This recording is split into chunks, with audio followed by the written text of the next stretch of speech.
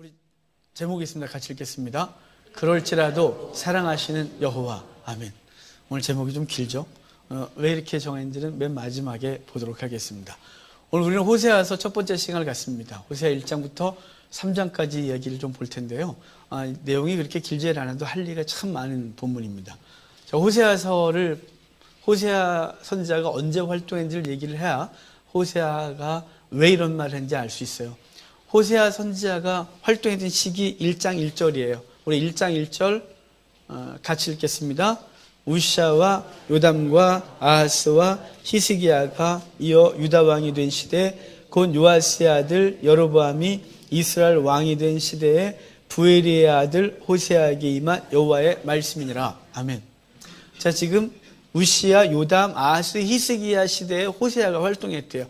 근데 호세아는 남유다 선지자가 아니고요. 이 사람들은 지금 남유다 왕들이에요. 호세아는 북이스라엘 선지자예요. 그럼 북이스라엘은 누구 때 선지자 활동했냐면 여로보암 2세 때부터 나라가 망할 때까지 선지자 활동했던 사람이 이 호세아예요. 그러면 남유다는 우시아 때, 북이스라엘은 여로보암 2세 때 활동을 시작하는데요. 그 여로보암 2세 때 우시아 때가 언제인지를 알아야 돼요.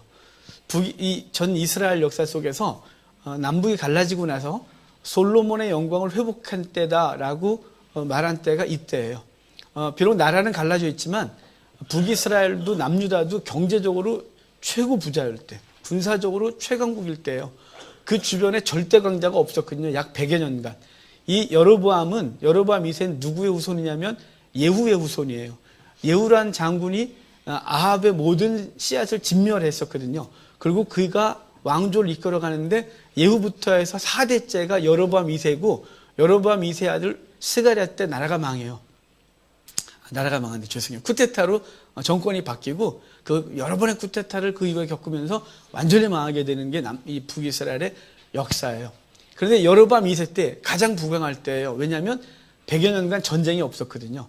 남북이스라엘에 큰 전쟁이 한 번도 없었어요. 왜냐하면 주변에 열강이 힘이 하나도 없었어요. 아수르도 그때까지 큰 힘을 발휘하지 못했고, 그리고 바벨론은 그냥 부족 국가 형태로 있었고, 그리고 그 위쪽 시리아, 아람이죠. 그때 때. 그 아람도 북이스라엘과 힘의 균형을 유지하고 있었고, 그 저 아래쪽에 애굽도 아무것도 못하고 있었고, 약 100여 년간 남북 이스라엘이 그 지역의 패권을 장악했단 말이에요. 도리어 주변에 조그만 나라들, 옆에 모압, 암몬, 에돔 등등에게 조공을 받는 나라로 이들이 강력한 나라를 세웠어요. 이 강력한 나라를 세운 여로보암 2세 때, 그리고 남유다는 우시아 때 경제적으로 잘 살았는데요. 군사적으로 셌고, 근데 이렇게 되면 반드시 무너지는 게 두 개가 있어요. 반드시예요. 이게 선택이 아닌 거예요. 이게 경제가 굉장히 풍요로워지면 두 개가 반드시 망가지는데, 그거는 그때나 지금이나 모든 역사를 통틀어 똑같아요. 하나는 도덕성이 무너져요. 인류와 도덕이 무너지는 거예요. 왜냐하면 빈부격차가 완전히 커졌고, 이게 고착화돼서 부자는 계속 부자가 될 거라고 생각하고, 가난한 자는 어차피 올라갈 사다리 다 무너졌기 때문에 그들이 계속 악을 행해서 착취하고, 이것이 아주 일상화된 세대, 그래서 도덕과 윤리가 무너진 악한 세대, 그런 때가 바로 이 호세아가 활동했던 때예요. 또 하나 무너지는 게 있어요. 바로 신앙이에요. 신앙이, 경제가 활성화되면 신앙은 반드시 무너져요.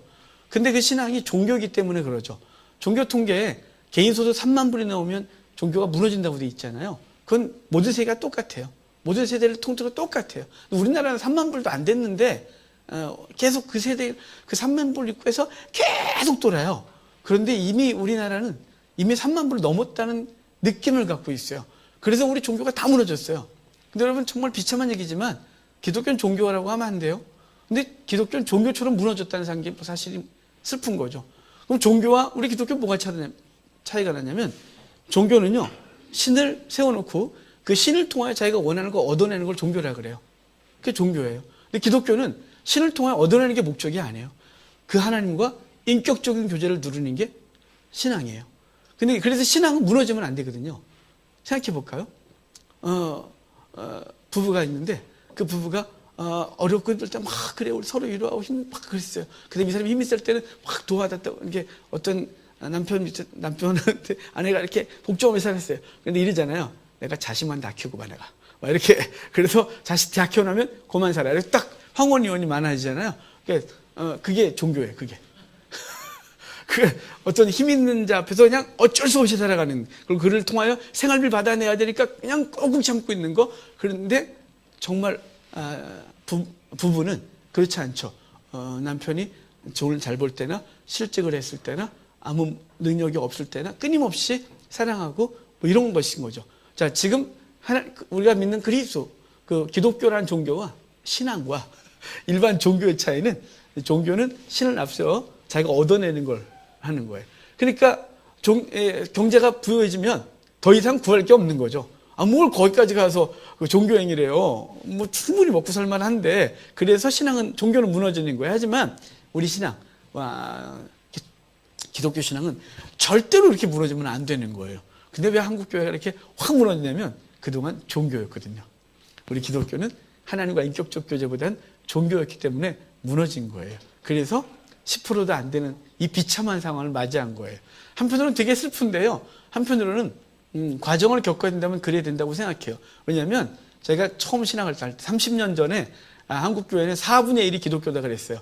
4명 중에 1명은 기독교인이다 그랬는데 허수였어요. 사실은 이 교회 등록됐고 저 교회 등록된 사람이 막 같이 겹쳐갖고 4분의 1이 된 거죠. 거기다가 교회만 한번 나오면 다 기독교인 그랬던 거예요. 그런데 이제 조금씩 이 쭉정이들이 다 떨어져 나가고 있어요. 왜냐면 강한 바람이 샥 불면 알곡 남고 쭉정이는 교회를 이렇게 그리스도의 정체성을 잃어버리거든요. 왜냐하면 종교 행위에 있으니까요. 신앙 안 했어요. 그러니까 하나님께서 알곡을 구별하는 시대다. 저는 이렇게 생각을 하면서 위로받고 그 알곡들을 어떻게 잘 양육할까, 이 고민인 거죠. 여러분, 지금 이 호세아가 활동했던 여로보암 2세 때가 우리와 비슷한 거예요. 우리 시대와 너무 비슷한 거예요. 5천년 역사 가운데 경제권, 군사권, 뭐건 간에 대부분 10위권 안에 들어가는, 스포츠도 하여간 요 조그만 나라가 이런 적이 없어요. 그러다 보니까 그동안 그렇게 하나님 앞에 무릎 꿇던 이 민족이 주를 떠나고, 그리고 이웃 간에도 서로 뭐 사랑하고 뭐 이렇게 배려하고 전혀 없고 죽이살기로 싸우면서 악이 정말 어떻게 이 세대가 이렇게 악해졌을까 싶을 정도로 도덕과 윤리가 무너진 세대. 그러니까 이 호세아가 활동했을 때를 우리가 느낌으로 알 수 있는 거예요. 우리 시대와 동일하니까요. 자, 그럴 때 하나님은 호세아를 통하여 그 민족에게 말씀하시는 거예요. 근데 그 선지자를 불러서 하나님이 이상한 요구를 하십니다. 자, 2절 볼까요? 호세아에게 요구한 요구 같이 읽을게요. 여호와께서 처음 호세아에게 이르시되 너는 가서 음란한 여자를 맞이하여 음란한 자식들을 낳으라. 이 나라가 여호와를 떠나 크게 음행함이니라 하시니. 아멘. 저 지금 성경책 끼고 뿔테안경 쓰시고 항상 이렇게 딱 무릎, 항상 너무 기도를 많이 해서 양복도 무릎이 툭 튀어나오신, 그리고 옷도 잘 안 사셔서 항상 검은색에 사셨던 훌륭한 목사님에게, 자, 호세아 목사, 너는 가서 저기 상여촌 가서 제일 센 여자 찾아서 그 여자와 결혼해서 자식들을 낳거라. 그럼 이게 얼마나 이상한 얘기예요. 경건한 여자와 결혼하여 경건한 자손들을 낳으라가 당연한 거겠죠. 근데 지금 주님이 이렇게 왜 요구하냐면, 호세아는 하나님을 예표하고요, 고멜은 이스라엘을 예표할 거예요. 그래서 이스라엘 형태가 아주 음란한 여자의 상태인 거예요. 하나님은 호세아 같은 거고요. 자, 그래서 하나님은 지금 누구랑 결혼하는 것으로 하냐면 음란한 이스라엘과 결혼하는 얘기로 이렇게 묘사하고 있는 거예요. 그런데 1절에 보면 호세아의 아버지와 호세아 이름이 나오고, 3절에 보면 그 고멜과 고멜의 아빠 이름이 나와요. 이 얘기가 뭔가 대단한 얘기를 하고 있거든요. 호세아의 아버지는 누구냐면 부엘이에요. 1절에 부엘이의 아들 호세아에게만 여호와의 말씀이다 그랬는데요. 부엘이가 이름은 부엘이에요. 부엘세바 부엘 이렇게 나오면, 부엘은 샘이 솟는 거예요. 그러니까 샘이 퐁퐁퐁 솟아오르는 걸 부엘 그래요. 그 샘을. 그러니까 하나님은 샘의 근원인 거죠. 샘이 솟는 애 아들 호세아. 호세아는 여호수아, 예수와 이름이 똑같아요. 여호와는 구원자시다. 그러니까 하나님은 샘의 근원이시고 그분이 구원자시다 라는 것을 말씀해 주고 있는 거예요. 구약에서부터 예수님 때까지 계속해서 주님은 생수의 근원이시거든요. 바로 그분이 생수의 근원으로 그분은 우리의 구원자시다 이 얘기를 하고 있는 거예요. 그 구원자께서 누구랑 결혼하냐면 디블라임의 딸 고멜과 결혼하는 그림을 그려주는 거죠. 근데 디블라임이 무슨 뜻이냐면 무화과 들, 무화과 덩어리 이런 뜻이에요. 근데 고멜은 뭐냐면 뜻이 끝이 다 됐다. 이걸 같이 연결해 볼까요? 무화과들의 끝이 다 됐다. 그러니까 디블라임의 딸 고멜인 거예요. 자, 무화과의 끝이 다 됐다는 어떤 상황이냐면 우리 무화과 익숙하지 않으니까요. 저도 익숙하지 않거든요. 근데 우리 요즘 사철포도 딸기 나오잖아요. 딸기 한 팩을 너무 먹고 싶어서 사서 냉장고에 딱 넣어놨어요. 근데 뭐 바빠갖고 깜빡하고 못 먹었다가 한 3, 4일 지나서 먹어야지 빼면 벌써 우리 딸기 벌써 물러서 벌써 허옇게 돼갖고 이걸 먹어야 돼 말아야 돼 고민하다가 그래도 먹겠다고 좀 이렇게 칼로리 이렇게 배를 도려내지만 너무 많이 도려내 버려. 그래갖고 음식 쓰레기통에 버릴 수밖에 없는 상태. 그게 디블라임의 딸 고멜이에요. 무화과가 저장성이 없거든요. 무화과가 익을 때 아주 맛있어 보이지만 향도 좋고 이게 좀 지나면 이걸 계획적으로 말리지 않고 그냥 내버려두면 이게 물러서 먹을 수가 없는 거예요. 그러니까 무화과의 끝이 다 됐다 이 말은 이미 그 무화과 같은 이스라엘은 끝이 다 된 때 왜 무화과를 얘기할까요? 무화과는 굉장히 당도도 좋고 먹음직하고 그런데 이스라엘의 경제적인 것, 군사적인 것, 사회적인 것이 그만큼 풍성할 때를 말하고 싶어서 무화과 덩어리라는 복수를 쓴 거예요. 그들의 때가 정말 풍성해요. 근데 그 풍성한 것이 영원하지 않고 곧 끝날 것이라고 말하고 싶은 것이 디블라임의 딸 고멜이란 말로 말하고 싶은 거예요. 이해가 되셨습니까? 그래서 부엘의 아들 호세아는 누구랑 결혼하냐면 디블라임의 딸 고멜과 결혼해요. 이것은 그 하나님 구원자신 하나님께서 그 죄로 이미 끝을 다 보고 있는 그 현재 풍요 속에서 죄 짓고 있고 그 심판 때가 다 된 이제 곧 하나님의 심판을 받아야 될 그 이스라엘과 사랑하는 그 이스라엘을 사랑하시는 하나님의 모습을 묘사해 주고 있는 거예요. 디블라임 딸 고멜과 결혼했는데 얼마 있다가 고멜이 자식을 하나 낳아요. 그 자식의 이름이 있어요. 4절 여러분 눈으로 보세요. 이스르엘이래요. 이스르엘의 이름의 뜻이 뭐냐면 하나님이 심으셨다. 하나님이 가꾸셨다. 이런 뜻이에요.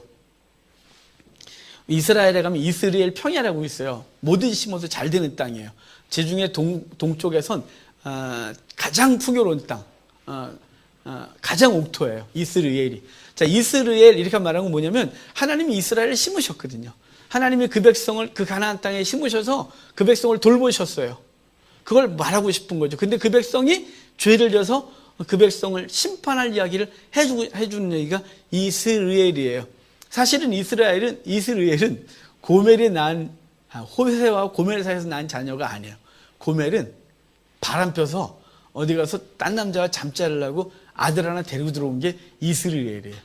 그래서 호세아 입장에서는 하나님이 이름을 이스라엘로 져줬지만 호세아 입장에서 이거죠. 내가 심은 건 아니고 그래 주께서 심으셨지. 이렇게 은혜 가운데 받아들였겠죠. 하나님은 이스라엘이라 하라. 그리고 어느 정도 이제 마음이 좀 안정되려고 그랬는데 고멜이 또 하나 자식을 데리고 들어와요. 그게 6절이에요. 내 자식을 데리고 들어왔는데 그 이름이 딸을 데리고 왔는데 이쁘장하게 생겼는데 첫째하고 얼굴이 좀 다르게 생겼어요. 이 이름이 뭐냐면 로루하마예요.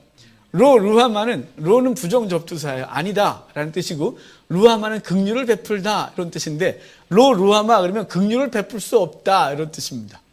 그러니까 하나님께서 이스라엘을 심으시고 이스라엘을 가꾸셨는데 그들이 죄를 짓는 걸 보면서 하나님이 더 이상 내가 이 백성에게 긍휼을 베풀 수 없다 이렇게 말하고 있는 것이고 호세아 입장에선 내가 더 이상 참을 수가 없다 인간아 이렇게 말하는 것이에요. 지금 둘째 딸 데려왔을 때 여기까지 살만했는데 그래도 셋째 또 데려와요. 걔가 9절이에요. 9절에 얘 아들을 또 데리고 들어오는 거죠. 셋째 아들을 데리고 들어오는데 얘 이름이 뭐냐면 로암미예요. 로 부정접두사 아니다. 암미는 내 백성이라는 뜻이에요. 그러니까 로암미 그러면 내 백성 아니야 이거예요. 그러니까 호세아는 세 번째 아들 데려왔을 때 저건 내 새끼가 아니야 이제. 이렇게 해서 이제 너 끝이야 이제 이렇게 말하는 거고 하나님 입장에선 그 이스라엘 백성 이스라엘을 심으셨고 가꾸셨어요. 그래서 하나님이 마음을 다하셨는데 그 백성이 죄 짓는 걸 보면 내가 더 이상 긍휼을 베풀 수가 없어 라고 하고 참으셨는데 긍휼을 베풀 수 없다라는 말은 뭘까요? 돌아와 고만해 이런 뜻이에요. 그래서 전에 부모들이 자식들을 가르칠 때 자식들이 잘못하면 너 혼난다. 너 그러다 야 아빠의 인내력의 한계를 볼 수 있다니 뭐 이런 식의 얘기들 하잖아요. 저희 못된 말투를 표현하는 것 같은데 아니 그리고 뭐예요? 그만해. 이제 그만해야지 이런 뜻이에요. 그런데 계속해요. 그래서 넌 내 백성이 아니야. 그래서 내 백성이 아니라고 선포함으로 그 백성을 징계할 걸 이야기를 해주는 게 이스라엘의 현재 상태인 거예요. 이스라엘의 현재 상태가 풍요로운데 범죄하고 있는 거예요. 하나님이 참고 끊임없이 선지자를 보내 그들을 회복시키고 말씀을 전하고 했지만 그들이 돌아오지 않아요. 그래서 이제 끝이 다 됐다. 내가 이제 너를 심판하리라 라고 말하는 것이에요. 디블라임의 딸 고멜, 무아가들의 끝이 다 됐다 이렇게 말하는 것이죠. 그렇게 심판을 선언하신 그분은 곧바로 회복 얘기를 해요. 신약에 하나님은 사랑이시다라는 성경은 요한일서고요. 구약에서 하나님은 사랑이시다라는 주제를 갖고 있는 책이 호세아서예요. 하나님은 사랑이시다거든요. 그분이 얼마나 이스라엘을 사랑하는지 이렇게 징계의 말씀을 전해놓고 이것들도 상처받을까 봐 안 되겠네. 그래서 곧바로 회복 얘기를 해줘요. 1장 10절부터 2장 1절까지예요. 1장 10절부터 2장 1절까지 우리 같이 읽겠습니다. 그러나 이스라엘 자손의 수가 바닷가의 모래같이 되어서 헤아릴 수도 없고 셀 수도 없을 것이며 전에 그들에게 이르기를 너희는 내 백성이 아니라 한 그곳에서 그들에게 이르기를 너희는 살아계신 하나님의 아들들이라 할 것이라. 이에 유다 자손과 이스라엘 자손이 한 우두머리를 세우고 그 땅에서부터 올라오리니 이스라엘의 날이 클 것이미로다. 너희 형제에게는 암미라 하고 너희 자매에게는 루아마라 하리라. 아멘. 자, 지금 그 백성을 심판하겠다고 놓고 어떤 일을 거치고 난 이후에 그 백성이 뭐가 될 거냐? 어떤 사건이 거치고 나서 어떤 사건을 이렇게 통과하고 나면 하나님께서 그 백성을 바닷가의 모래와 같이 많게 할 것이고 그들을 하나님의 아들들이라 일컫게 할 것이고 한 지도자가 그들을 이끌고 가나안 땅으로 들어와서 이스라엘 다시 심을 것이고 그를 암미라 루아마라리라 그 딸들을 루아마라리라 그 아들들을 암미라하리라 라고 해서 긍휼이다 그리고 내 백성이라 이렇게 말하게 될 것이다 이렇게 예고해 주고 있는 거예요. 자, 지금 이스라엘의 현재 상태 그들을 심판할 걸 얘기를 하고 그 중간에 어떤 사건이 있을 것인데 그걸 뛰어넘어서 때가 되면 그들을 다시 돌아오게 하겠대요. 이 뭐냐면 그 백성을 심판해 열방으로 흩어버릴 것이고 때가 되면 그들을 돌아오게 하여 내가 심고 이스라엘하고 그들에게 루아마 긍휼을 베풀 것이고 그 백성을 내 백성이라 암미라 하리라 이렇게 하겠다는 거예요. 이 놀라운 은혜가 있죠. 근데 여기 여러분 10절 후반에 하나님의 아들들이라 할 것이다 그러잖아요. 이 말이 얼마나 놀라운 얘기냐면요. 하나님의 아들들이라는 말이 어디 처음 등장하냐면 창세기 6장에 등장해요.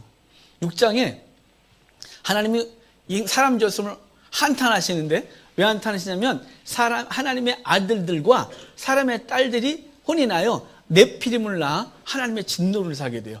거기서부터 처음부터 하나님의 아들들이 거의 처음 등장하고 하나님의 아들들은 계속해서 누구를 가르치냐면 성도를 가르치는 거예요. 주의 백성을 하나님의 아들들, 믿지 않는 자들을 사람의 딸들 이런 상징성으로 계속해서 요한계시록까지 가져갈 거예요. 오늘도 이제 하나님의 아들들이라 할 것이다 이 말은 그들을 내가 훈련시켜서 어느 과정을 거치고 나서 내 그 백성을 내 아들들 하나님의 아들들이라 명하게 될 거라고 말했고 예수님께서 요한복음 21장에 이제 제자들이 바닷가에 이제 가서 고기 잡잖아요. 주님께 새벽에 그 고기 잡는 그들에게 많이 잡았냐? 한 마리도 못 잡았고 오른편에 그물을 던져 그랬더니 그물을 내렸더니 가득 잡아요.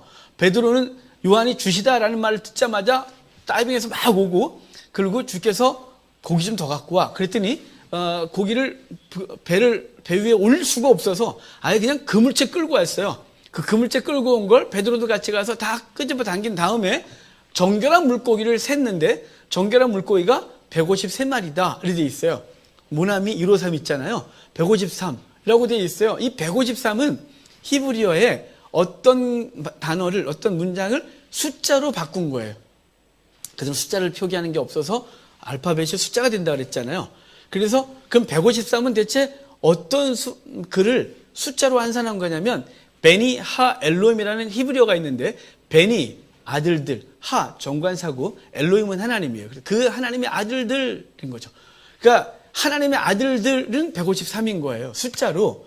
그러니까 그 하나님의 아들들은 153. 그러니까 모나미 볼 땐 153 볼 때마다 모나미 선전하는 거 아닌데. 그럴 때마다 하나님의 아들들 이렇게 보는 거예요.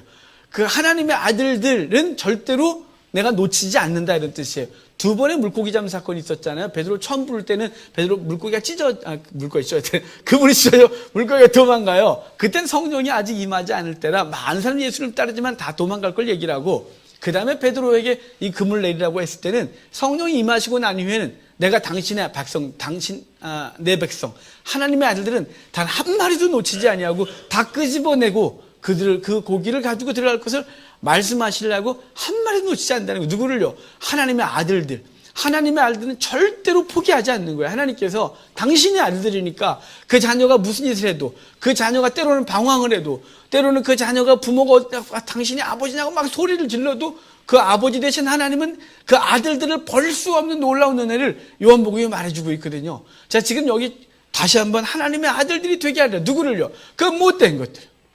하나님이 심으셨는데 긍휼을 베풀 수 없을 정도로 음행을 행하고 온갖 죄 짓고 결국은 심판받은 것처럼 됐지만 하나님이 영원히 버리지 아니하시고 그 심판받은 그 백성들을 다시 돌이켜 내 아들 되게 하겠다라고 하는 말씀이 하나님의 아들들, 내가 그들을 심으시고 이스라엘하고 이스라엘 날이 클 것이고 그 백성에 내가 긍휼을 베풀 것이고 그 백성을 내 백성이라 일컫게 되겠다라고 하는 게 1장인 거예요. 이제 어떤 과정을 거친다 그랬잖아요. 그 과정이 2장이에요. 좀 아픈 얘기지만. 자, 2장 2절 볼까요? 2장 2절 같이 읽겠습니다. 너희 어머니와 논쟁하고 논쟁하라. 그는 내 아내가 아니요 나는 그의 남편이 아니라 그가 그의 얼굴에서 음란을 제하게 하고 그 유방사에서 음행을 제하게 하라. 아멘. 여기 재밌는 얘기가 있어요. 호세아가 아들 자녀들에게 야, 네 엄마한테 말해. 네 엄마는 내 아내가 아니고 나는 네 엄마의 남편이 아니야. 이렇게 말하라고 시키래요. 대단히 싸웠어요. 여러분, 이게 얼마나 심각한 얘기냐면 이스라엘 고대 때 남자가 그의 아내에게, 남편의 아내에게 이혼을 선언할 때 하는 말이 이 본문이에요. 당신은 내 아내가 아니고 난 당신의 남편이 아니야? 그럼 이혼인 거예요.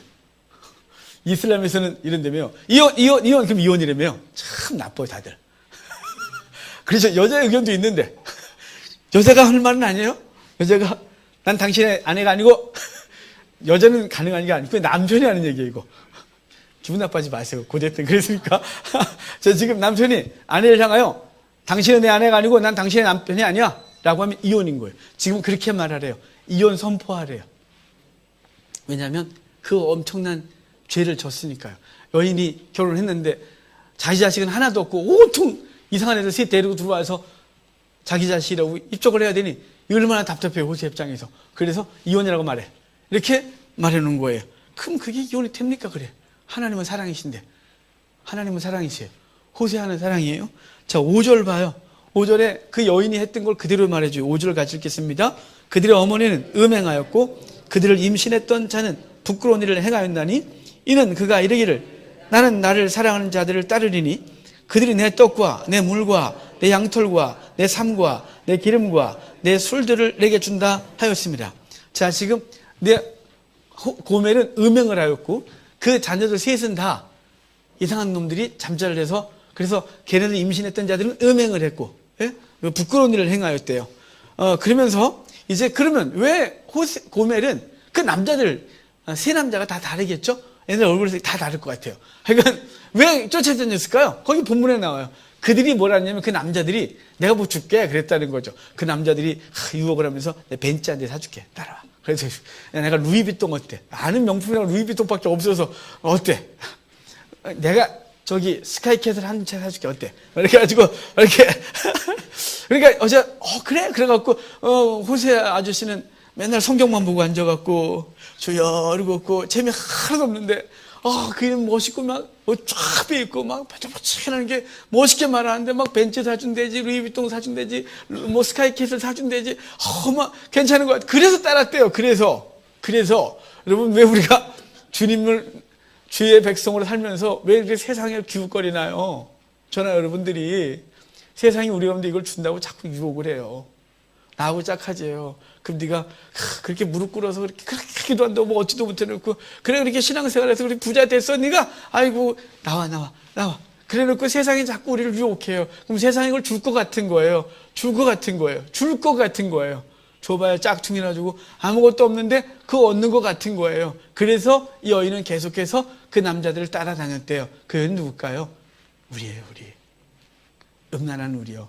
세상과 짝하고 세상과 좋아하고 하나님 앞에 기도하면서도 여전히 그 얻어서 그걸 갖고 세상 것을 얻으려고 하는 우리의 그 못된 것이, 못된 모습을 말씀하고 있는 게 이 장면인 거예요. 그거 주겠다고, 그거 얻겠다고 쫓아다니는 거죠.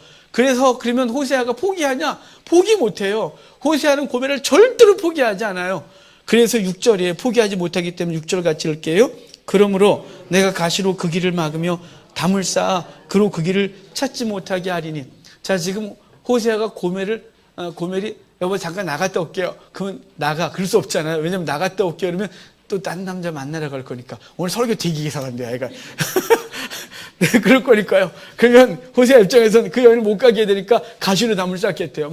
담을 쌓아서 못 나가게 하겠대요. 그럼 어떻게 할 거냐면요. 나중에도 구체적으로 하겠지만 호세아 입장에서는 고멜에게 생활비를 끊어놓는 거예요. 왜냐하면 생활비를 넉넉해 줬더니 그 넉넉하게 준 생활비 갖고서 막 돌아다니다가 남자 만나고 그 남자한테 뭐 선물 주면 그 남자는 또 이렇게 짱퉁 하나 주면서 욕을 하면 자꾸 넘어가니까 이 어리석은 여자, 세상 물정 모르는 여자, 아직 아무것도 모르는 여자, 이 여자를 자꾸 세상에 내보내면 안 되겠으니까 안 되겠어. 그래갖고 생활비 끊어놓겠다가 지금 가시로 그 길을 막고 해요.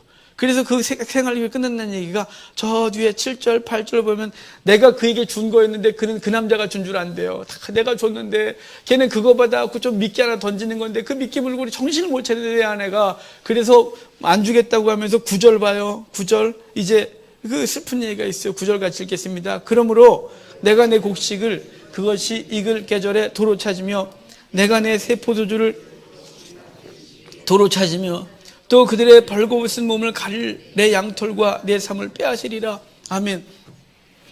여러분, 이게 얼마나 당황스러운 얘기냐면, 자, 뭔가를 이렇게 시작할 때 초기에 망가지면 그러려니 해요. 근데 열심히 해서 이제 열매 맺을 때 됐어. 그런데 그때 확.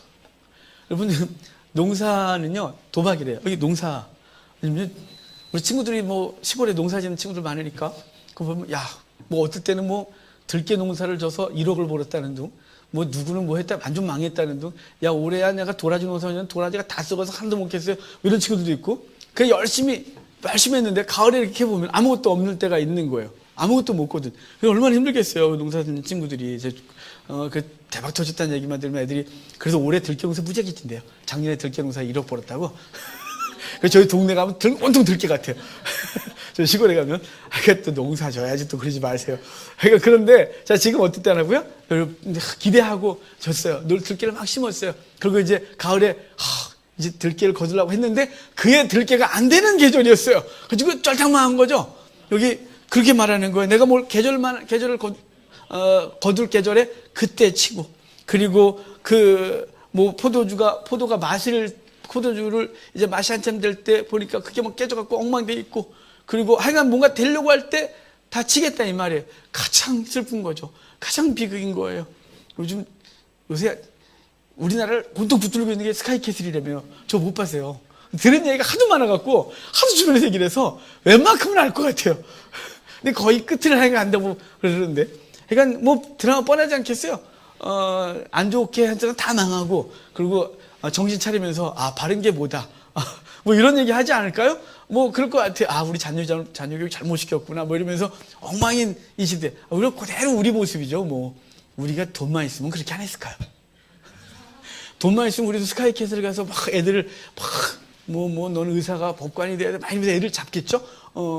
막 한을 풀어내고. 여러분, 그게 세상 이렇게 하는 게 다 우리 거죠. 뭐 다 우리 얘기예요. 근데 여러분, 그 절정일 때, 나갔을 때, 이제 눈앞에 와 있을 때, 그때 무너진대요.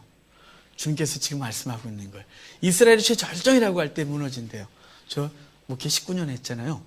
19년 했다고 말하는 게 참 창피해요. 이거밖에 못했나 싶어서. 그런데 우리 19년 하면서 이미 여러분들이 다 오래전부터 저와 함께 하셨으니까 우리 여러분은 아픔을 겪었었어요. 첫 번째 아픔을 겪을 때가 그의 이제 막 탄력이 붙어서 이제 엄청난 일이 벌어지겠구나 했는데, 그때 하나님이 첫 번째 아픔을 적게 주셨어요. 그런 시간들을 통해 제가 하나님의 사람이 됐습니다. 이유도 모르겠고 어떨 땐 내가 교만이었나 어떨 땐 뭐였나 라고 했지만 그 시간들을 통하여 하나님이 저를 주의 백성 삼으셨고 뭐가 참 가치가 있는지 알게 하셨어요. 다 같이 없어요. 다 같이 없어요. 가끔 여기 꽉 찼으면 좋겠어요. 그런데 그게 무슨 가치가 있겠어요, 저에게? 예? 우리에게 무슨 가치가 있을까요? 만약에 꽉 차면 한 영혼의 귀한 걸 제가 알까요? 아니요. 계속 몰려오면 저는 한 사람이 시험 들어서 빠져나오면 아유 속이 다 시원하네 이럴걸요? 저한테 부담을 주는 성도가 있으면 그만 좀 나가지 딴 사람 들어오게 라고 할걸요? 그런데 저한테는 그럴 형편이 못 돼요. 한 영혼이 얼마나 귀한 줄 아세요?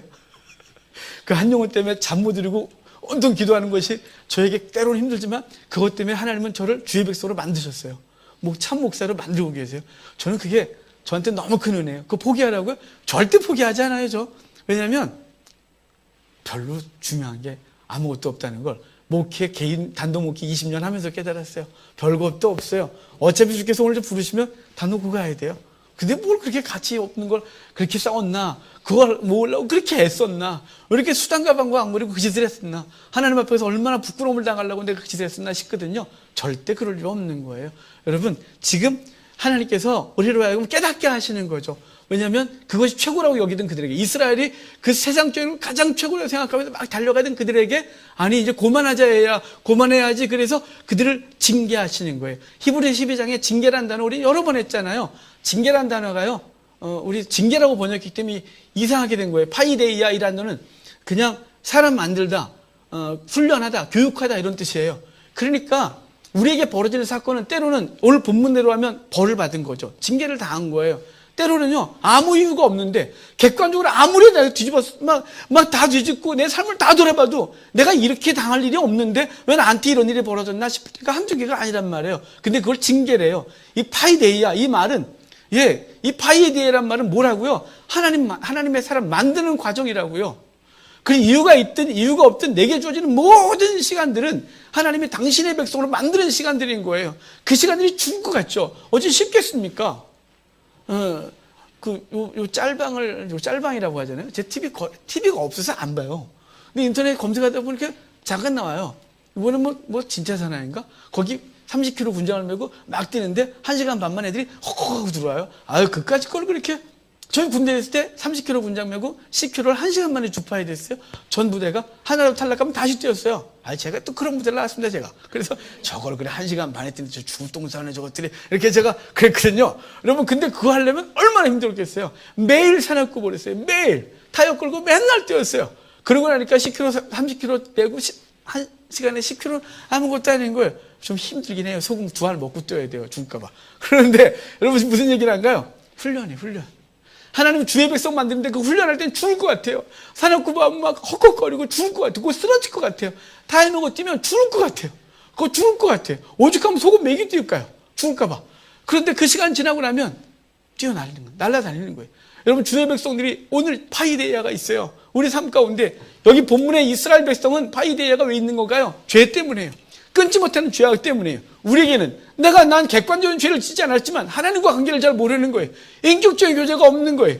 욥기가 한사가 다 이러하더라 그랬다가 욥이 그 모든 과정을 통하여 그가 결론받은 결론이 뭔가요? 내가 전에는 귀로 들었는데 내가 눈으로 보나이다. 이제 그가 인격적인 하나님을 만나는 거예요. 그 인격적인 하나님을 만나는 과정이 너무 힘든 거예요. 왜냐하면 우리 철저히 육신에 사로잡혔기 때문에 우리의 생각과 우리의 모든 것들이 육적인 거기 때문에 그걸 벗어나 하나님과 만나는 일이 너무 어려운 거예요. 우리가 죄에 가득 차 있어서 온통 죄에 붙들려 있어서 그래서 그 시간들이 우리에게 허락된 것이에요. 여러분, 너무 그 시간들에 대하여 왜 그럴까라고 하지만 답을 당장 내려고 하지 마십시오. 시간이 지나면 답이 반드시 나오게 되어 있어요. 그래서 다 끊어내겠대요. 자, 14절 봐요. 14절 읽겠습니다. 그러므로 보라, 내가 그를 타일러 거친 들로 데리고 가서 말로 이루하고. 거친 들로 데려가겠대요. 거친 들, 이 말이 히브리어로 미드바르 그래요. 미드바르 그러는데 우리 이 본문에서만 거친 들로 번역됐고 다른 데는 다 광야, 황무지 등등으로 미드바르가 번역된 단어예요. 이 미드바르가 어근이 뭐냐면 따바르라는 어근에서 발생돼요. 따바르. 이 따바르가 하나님의 말씀이에요. 말씀을 따바르라 그래요. 근데 말씀하고 광야하고 전혀 관계가 없는 것 같잖아요. 말씀인데 거기서 변형된 게 미드바르예요. 광야예요. 솔로몬이 만든 성전의 지성소를 드비르라 그래요. 이것도 나바리에서 파생됐어요. 지성소. 1년에 한 번 제사장이 들어가서 하나님과 만나는 장소. 그 장소를 드비르라 그래요. 왜 이 단어들이 다 연관이 있을까요? 하나님 만나고 싶으면 어디 가냐면 광야로 가는 거예요. 거기 가면 주의 소리가 들리는 거예요. 그래서 미드바르가 다 갖고 있는 거예요. 미드바르 그 광야에서 하나님을 만나고 하나님의 말씀이 들리는 거예요. 그래서 이스라엘 사람들은 하나님 만나려면 다 광야로 나갔어요. 이 일상 속에서는 하나님을 만날 수가 없으니까 광야로 나가 하나님 만나는 거예요. 엘리야도 광야로 가서 주와 만나고, 예수님도 광야로 갔고, 세례요한도 광야로 갔고, 선지자들이 다 기도하러 산 광야로 가는 거예요. 왜냐하면 광야에서 주님과 만나고 그분의 소리가 들리거든요. 주님께서 지금 이 고멜을, 호세아는 고멜을 어디로 갔냐면 광야로 끌고 갔대요. 오늘 2장에서 이 앞부분에서 무슨 얘기했어요? 그의 생활비 끊고 가시덤불을 줘서 못 나가게 했대요. 그 여인 입장에서는 미치지 않겠어요. 재미없는 호세아 맨날 성경을 보고 있고, 저 인간 재미없어 저거. 그리고 그이가 부를 것 같은데, 그이 만나야 되는데, 그이 딴 사람은요. 재미없어. 미치지 않겠어요? 생활비도 안 주지. 아무것도 안 주지. 미치겠는 거예요. 그 여인에게 있어서는 미드바르예요. 그 미드바르. 그래서 나갈 데가 없고 거기 있어야 돼요. 그래서 거기 있다 보니까 서서히 누가 보일까요? 호세아가 보이겠죠. 호세아 그 인간 그랬었는데 그이가 얼마나 괜찮은지 보겠죠. 그래서 그 여인에게 있어서 그 광야를 뭐라 하냐면 그 다음에 그 장소를 아골골짝 이렇게 표현해요. 아골골짝은요, 우리 여호수아의 아간이 범죄하고 그 아간과 그 가족들 그리고 범죄한 것들 다 갖다 놓고 죽이고 불질렀던 장소를 아골골짝이라 그래요. 아골골짝이 여기 한번 나오고요, 이사야서에 한번 나와요. 다 회복과 관련돼서 나오는 거예요. 그 심판의 장소 같았던 그 장소, 그 인생의 처절한 밑바닥 같은 그곳, 정말 내가 이유할 수 없지만 그 힘든 시간들 그곳이 아골골짝 같은 거예요. 그렇지 않겠습니까? 그 골짜기에 있는 사람이 그 골짜기를 평안하고 하겠습니까? 환난 가운데 들어간 사람이 그곳이 난 괜찮아, 여기가 천국이야, 이런 사람이 있습니까? 누구나 똑같습니다. 저도 마찬가지, 여러분도 마찬가지고, 환난 속에 들어가면 그곳을 아골골짝 같은 거예요. 심판받은 것 같은 거예요. 내 생각 왜 이리 나나 싶은 거예요. 근데 그 골짜기가 어떻게 된다고요? 거기가 소망의 문이 되게 하겠대요. 소망의 문, 회복의 문이 시작될 거래요. 여기 또 이렇게 말하니까 또 세상 것 다 생각하면서, 잃어버린 재산 내가 따따블로 받아내고, 그래 세상 영광 다시 취하고. 여러분, 그건 썩은 소망이에요. 썩은 소망. 이 땅의 것이 무슨 소망이 있어요? 아무것도 없는 걸. 지금 당장 좋아도 한두 달 지나면 아무것도 없는 걸. 그렇지 않습니까? 아무리 좋아도 처음 얻었을 때 좋아요. 시간 지나면 아무것도 안 해요. 이 땅의 것은 근심을 더해요, 여러분. 이 땅의 것이 많아지면 근심이 더해요. 근심이 얼마나 많아져요. 제가 아무것도 없었을 때 그때 평안했어요. 진짜 희한한 경험했어요. 제가 포천에서 전원교 하겠다고 다 털고 서울에 후임 자리가 나서 후임 들어가서 하다가 모함받도 나오고, 정말 그래서 하나님 4개월 기도하면서 하나님 알료만 줘요. 그래서 개척했어요. 하나님 개척인 거 알려줘서. 개척했을 때 완전 마이너스 상태였어요. 1,000만 원 빌려서 예배당 얻고 1,300 빌려서 사택 얻고, 그리고 예배당은 제가 섬겼던 목사님이 집기를 너 다 가져와. 그래서 마이크까지 싹 갖고 와서 예배당에서 예배를 하게 됐어요. 근데 그때 진짜 편안했어요.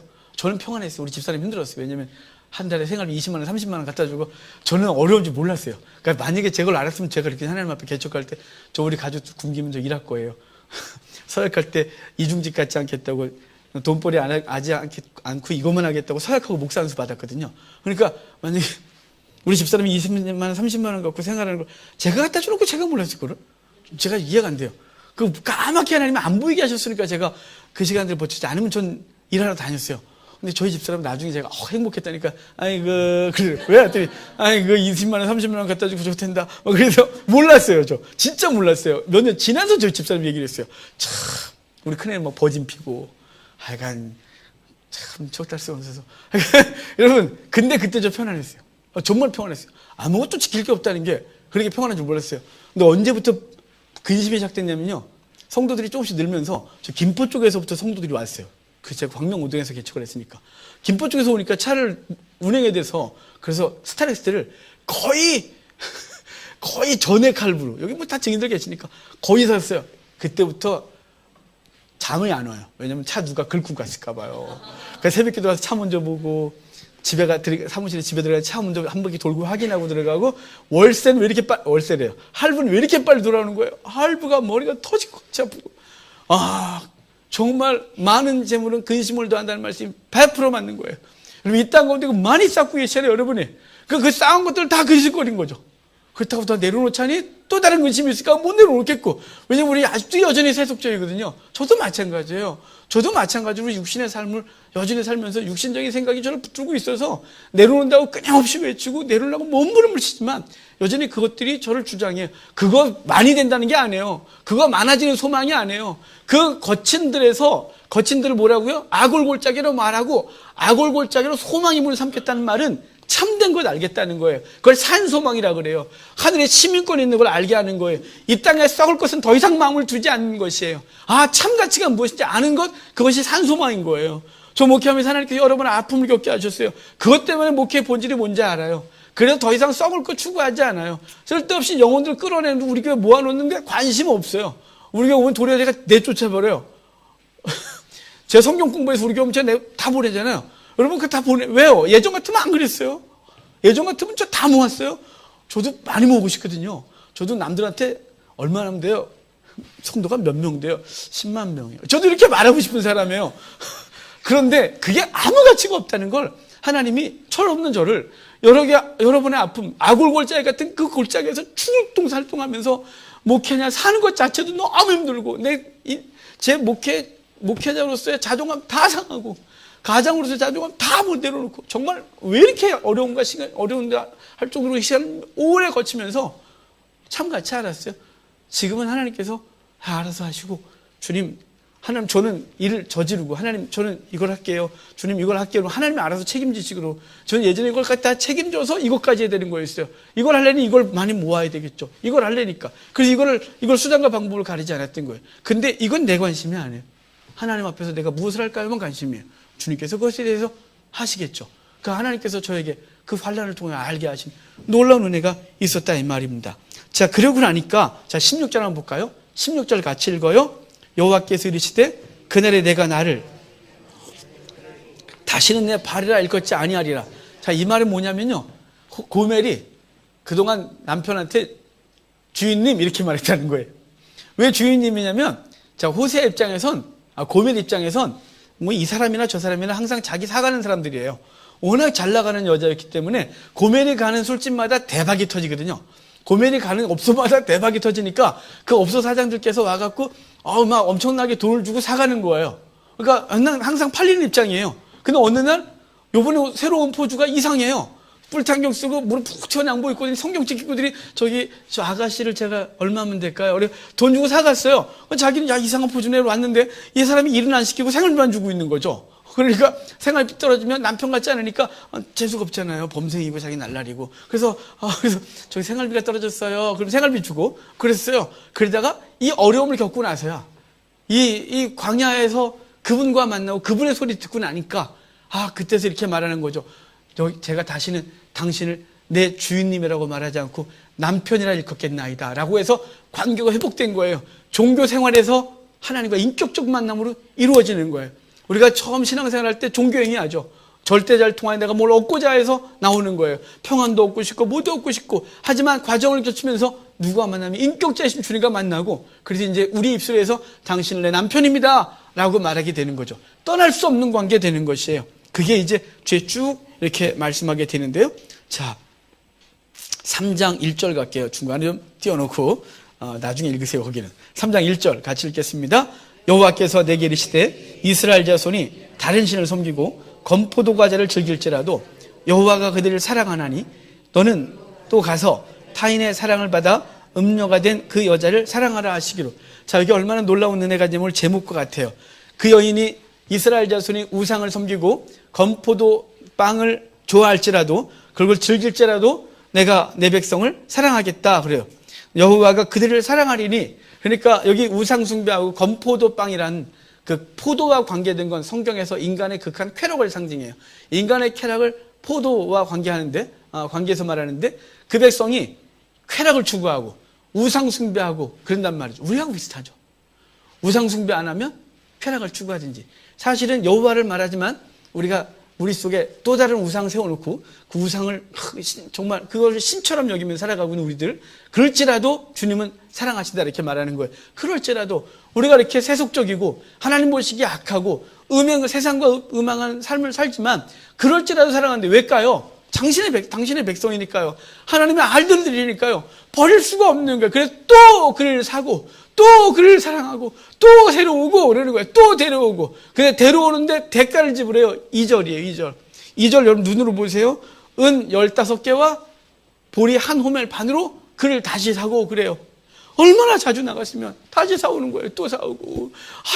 아이고 또 여기서 또 빚져갖고 또 명품 옷 사고 또 그 짓을 하고 있는 거예요. 이렇게. 근데 그걸 하는데 은 15개 보리 한 호멜 반으로 샀대요. 여기 은 15개와 호멜 반은, 보리 한 호멜 반은 은 15개.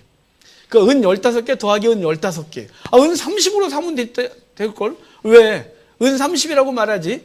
은 15개와 보리 한 호멜 반이라고 말하냐면, 여기 말하고 싶은 의도가 있어요. 호세아가 고멜을 다시 사오는데, 있는 돈이 부족해서, 그 곡물 있는 집에 있는 거 다 갖다가 주고 데리고 온 거예요. 모든 거 다 주고 데려온 거예요. 지금 자기의 생계까지 다 준 거예요. 지금 그거 없으면 굶어 죽을 수 있는데, 그거까지 다 주고 그 여인 사온 거예요. 은 30에. 은 30은 누구의 값인가요? 예수 그리스도의 값이에요. 원래 은 30은 남자 노예의 값이었습니다. 사실은 고멜은 되게 비싸게 사온 거예요.